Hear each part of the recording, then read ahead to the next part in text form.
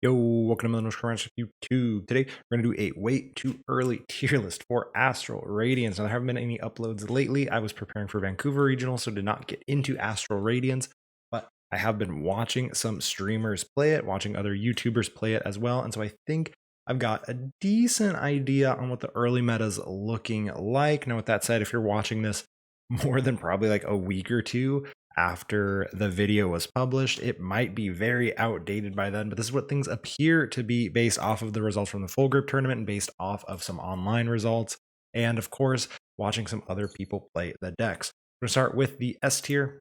The best deck in the format I still think is Mew VMAX. I don't see a reason why it's going to get dethroned. Now, once people start hating on it more, early format, people are going to kind of take their hate out, be like, oh, I've got a lot of stuff to worry about. I want to build my most consistent deck. Mew is currently just the absolute best deck in the format, I would say. And I think it's going to start to get hated a little more and might fall down a bit. But in the end, Mew is still very, very, very good. Next one I would go with is Arceus Intellion with the Melanie. This kind of goes off every single early format. You have suboptimal lists of new stuff, and then you have the almost optimal lists of the old stuff. To me, Arceus Intellion is about as good as it's gonna get, and it stays a top deck. I think it's gonna stay near the top, but once other lists get figured out, it's gonna take a hit, and it's not gonna be quite as powerful as it currently is. Let's take a look at what else we got. Arceus B-Barrel to me is something that I think is going to take over towards those top spots. I could also see Arceus Cinccino with the Jolteon, very similar to what Philip Scholes won the Bremen Regionals with. Could also take a place. I'm going to lump that in with the B-Barrel Arceus with not Intellion. I think is very, very, very powerful and something that I think is going to see more and more play as the format moves on, especially if Roxanne sees play. But these are my current S tier decks. I think they are the best decks in the format and the decks to beat. Next one's going to come down. I think Palkia is the number one in that tier 1 spot. It's a very good, very powerful deck. I don't think it's as good as Arceus, but it is ridiculously powerful. It can use that Radiant Greninja's attack, which is super good, forces you to bench a Manaphy. I think Palkia is just incredibly powerful. Currently, a lot of people are trying to figure out how do you tech against Palkia. I think as the format moves on, Palkia is going to see less play. It's still going to be pretty played. People are going to figure out the deck is good, but it's not like absolutely disgustingly broken. My next one, this one might be a little weird, is Ice Rider Calyrex. Ice Rider Calyrex to me is... Oh, I didn't even realize. This is going to go up here. Whoop. I lumped that in with the Melanie version too. Ice Rider Calyrex is able to OHKO any V-Star. The more V-Star heavy the meta gets, the better Ice Rider Calyrex gets. This might be a little bit of prediction, but once Mew starts getting hated on a little more, Ice Rider Calyrex is just going to become better and better and better. The next one I'm going to put down here is, and this one, I think people are going to start teching against it, but it seems really good from the little bit I've seen. Blissey Miltank. People just aren't teching for it. And I think once people start to figure out how good it is, it's going to fall down. But as of right now, the deck is ridiculously powerful because no one's respecting it, it seems like. So Blissey Miltank to me is a tier 1 deck at the time of recording this video, just because I think people don't realize that it is a very, very good and very powerful deck. And so no one's really respecting it at all. That's going to change for sure as the format moves on. I think people are going to start respecting it once they realize, oh, this is actually kind of a real deck. What looked like a bad Pokemon card in Miltank, and, you know, Blissey's not super good. But then you're like, well, actually, the Blissey can ramp up to pretty big damage. The Miltank walls off most of the format, honestly. It's pretty darn good. You're able to abuse the Sharon's Care. You're able to abuse all those special energies like Powerful Energy or Double Turbo or whatever. So I think it's a very good deck, something that I think is going to become worse as the format moves on. One that has disappointed me a bit, but I still believe in it, is Samurott. Samurott is so good. You have so many options. Samurott's one that's currently, it's probably closer to tier 2, honestly, but I'm going to put it in tier 1 because I have hope. And I think once the deck gets figured out, people are playing it a million different ways right now. You're going to see, all right, yeah, this is a tier 1 deck. In reality, like I said, I should probably put it in tier 2, but I'm stubborn because I really like the deck and I think it should be tier 1. Another one that I think is going off of, this will probably be good, is the Zoroark Wormadam box. It saw success in Japan, and I think it's going to continue to see success in North America, Europe, etc. once people start to figure it out. I think it is a very powerful deck and should remain powerful moving forward. We're going to move down to the next level. I'm going to put Urshifu here. It's very good, very powerful. I think it gained some bad matchups, unfortunately.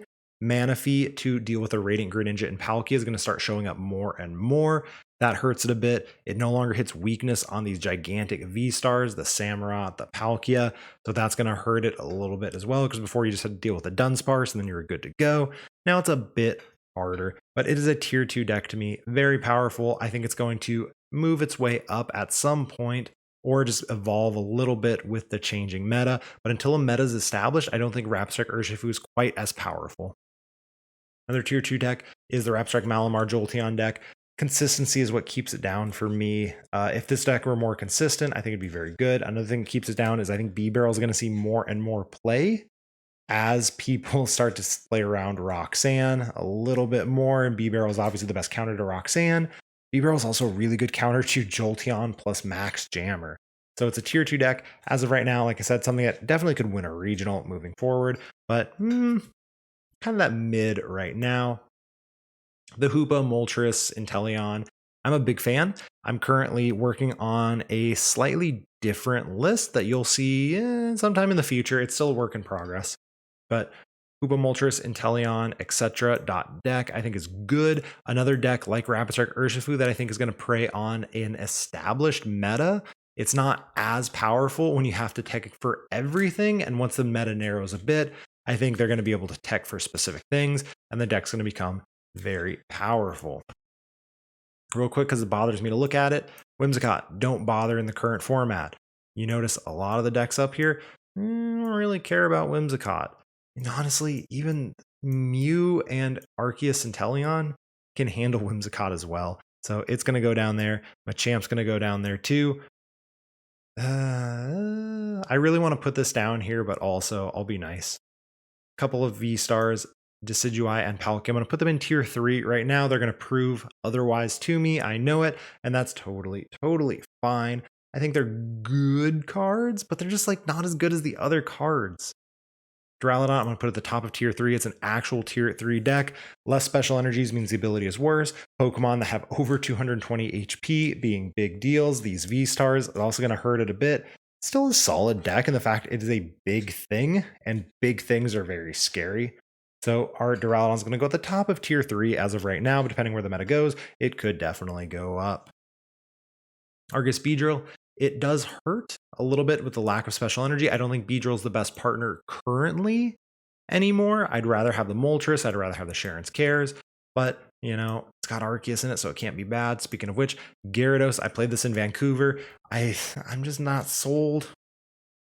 I love Gyarados. It's a solid deck, but it's a solid deck. That's it. I just think it's worse than, say, the Mally VMAX, or I think it's worse than, most importantly, the deck that Philip Scholes won Bremen with. I think that is the best abuser of Jolteon, because even if your opponent draws out of the Jolteon immediately, that's fine. You've got other stuff to fall back on, and the Gyarados feels like it doesn't have as much because your opponent really only needs a couple turns to win the game. KO Arceus, 2-shot a Gyarados, and then KO a Jolteon or a B-Barrel or some single prizer on the bench, and you rely so much on locking them, while other variants of the deck either have a better lock, Malamar, or rely less on the lock, the Cinccino version. Going into the end of tier 2, it's going to stay at the bottom, even if we put other stuff in there. Rapstrike Malamar, power level, very high. I just hate the deck. That's, if you've been on this channel or you've watched my stream, I just hate Rapstrike Malamar. Kudos to everyone who plays it. It's a good deck, technically, but I'm not a huge fan. Darkrai is going to go, I think, at the top of tier 3. I wouldn't be shocked if by the end of the format it's higher than that. But as of right now, I think Samurott's better. I think Baby Moltres is better. And yeah, it's fine. It's not a terrible deck. It does have a high power level. The list has to be figured out. And even then, I'm not sure how powerful it is. Intellion, another one's going to go at the top of tier 3. Super cool. Being able to keep calling for your attacker is good. Being able to spread damage, pull off the Metacham plays is good. Cheryl, good. 140 damage per turn, bad. That's where the deck struggles. Putting the energy back in your hand, having it get taken out, they KO'd your Octillery. Next turn, they Marnie the energy away. You don't draw an energy, you don't draw a Cheryl. All right, GG. Lilligant, see, this is another one. Like putting Samurott in 1, I want to put Lilligant in 2 because I'm a big believer in Lilligant, but I'm going to put it up here below Turbo Dark, and I really hope I'm wrong, but I haven't seen anyone do anything cool with Lilligant yet. I can't wait to get my hands on it because I think it's good with some other grass attackers, but not absolutely broken. Gengar is going to go in tier 2. Very powerful. It can KO a lot of stuff, just like Ice Rider. It can feast on the V-Stars, but unlike Ice Rider, it has a pretty common weakness. Fighting's already there for the Arceuses, and if you have to damage yourself too much with those single strike roars plus some quick shootings, suddenly your massive HP isn't actually that good. So I think it does what Ice Rider does, but currently worse than Ice Rider does it. And Sylveon is going to go in tier 2, a deck that could be better with a better meta, a more established meta. But I never feel like Sylveon's the most consistent deck in the world. There's our current tier list. Like I said, it's going to change quite a bit. I know people are going to look at this and be like, Mel, the top is the same. We're at the start of the format. Anytime you're at the start of the format, you either have to put in many hours to creating a new archetype, or just play the one that's already very good and keep it the same. So the best decks that I think coming out of this set are Palkia, Blissey Miltank until people start to respect it, Samurott, and then Zoroark. Of course, Zoroark gains some cool weaknesses. Mightyena, it's got the Metal Wormadam and the Grass Wormadam. Figure out something for the Palkia, and you cover just about all of your bases, and that's kind of cool. I'm a big fan. Can't wait to play it. But anyway, let me know what you disagree with below, because I know you're going to disagree with something, and I'm fine with that. I am super okay being wrong. I didn't put Hisuian Heavy Ball in my top 10. I'm beginning to think as I kind of play some games in the format, it's a pretty darn good card. Anyway, let me know in the comment section below what you agree with, disagree with, and I'll catch you all in the next video. Peace out.